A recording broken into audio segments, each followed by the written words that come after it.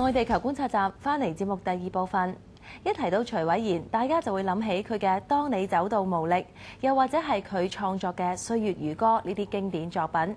徐偉賢愛音樂之餘，更愛神，一直都致力創作好多福音嘅音樂，而將人帶到神嘅面前，修補一顆一顆破碎嘅心靈。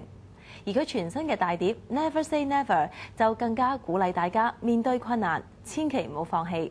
難關要用你學懂得，不需靠兩手，亦會勝過迷失了或失足，不需灰心與恐慌，憑信心交代。Never say never, he is the giver， 不再被困鎖，他可將一切變更，換上新裝。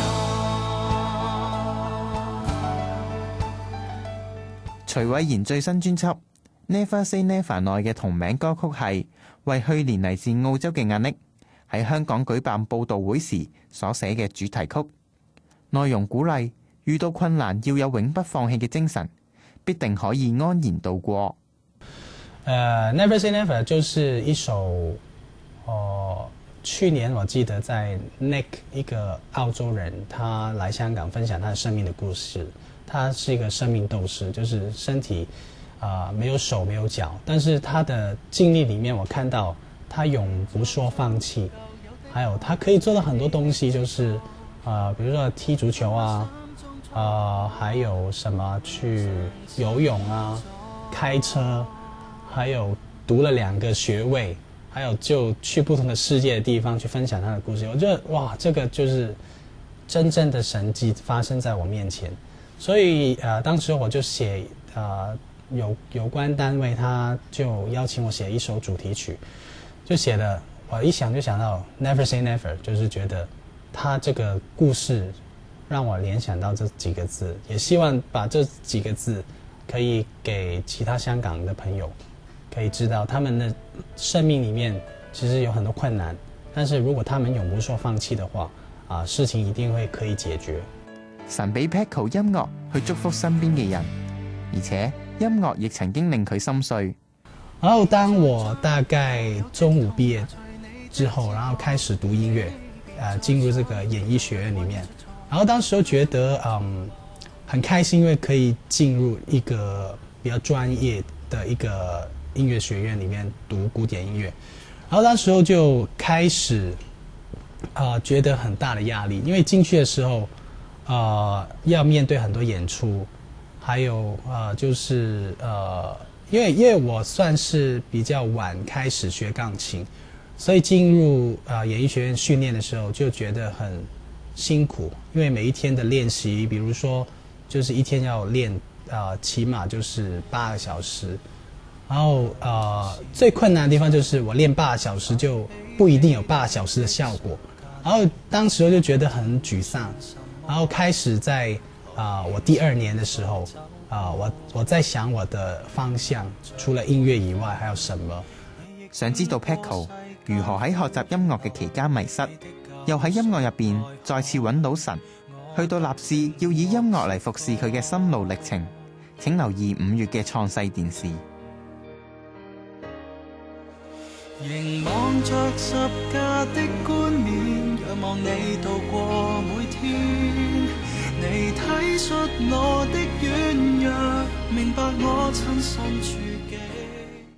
跟住落嚟，我哋一齊睇下基督教國際新聞。Using a map and a global positioning system, journeyman Corey Wilson found 25 Marance villages.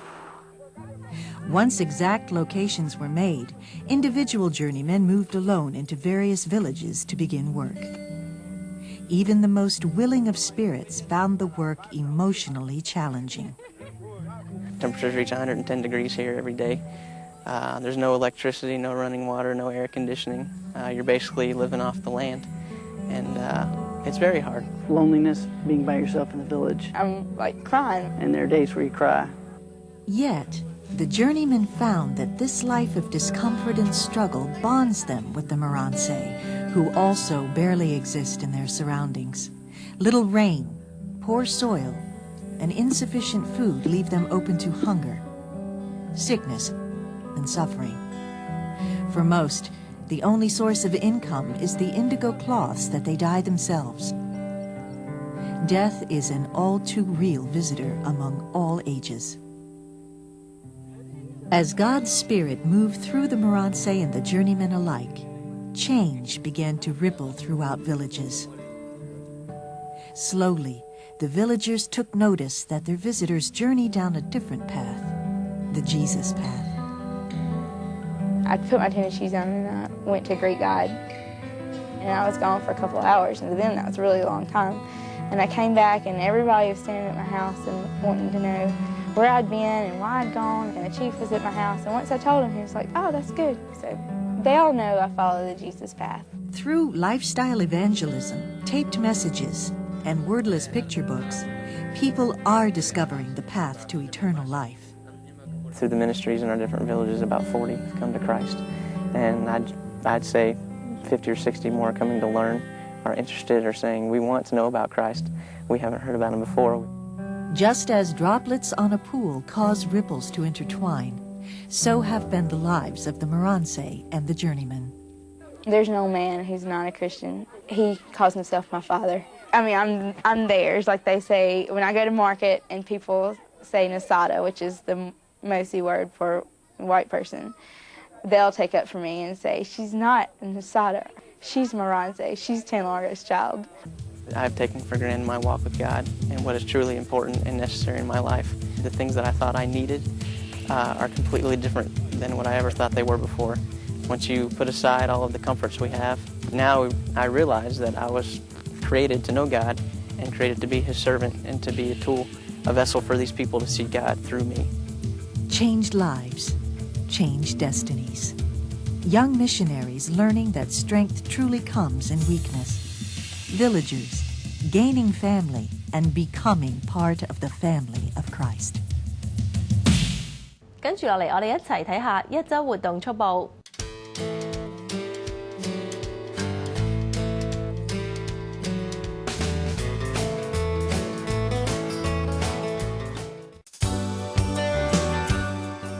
港島中區嘅香港浸信教會即將舉行嘅新一季查經，是次查經主題為利未記，上課時間為2009年4月23號至6月18號，逢星期四嘅早上9時30分至11時30分，費用全免。報名詳情可以瀏覽該會網頁或致電27942374向黃小姐查詢。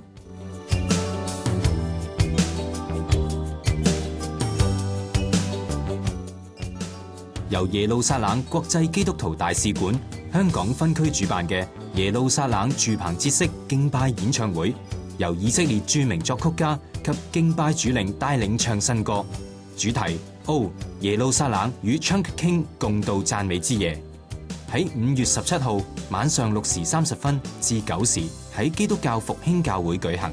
查詢電話係60861946。